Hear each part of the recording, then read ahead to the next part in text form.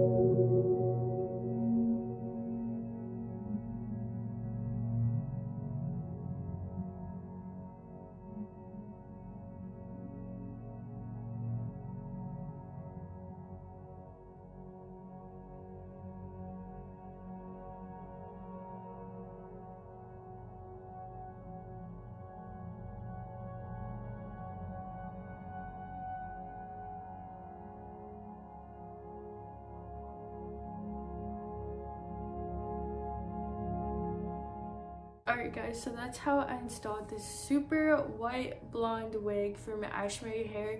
Make sure you guys go and check out their website. I'm going to leave a link to it down in the description along with this exact wig.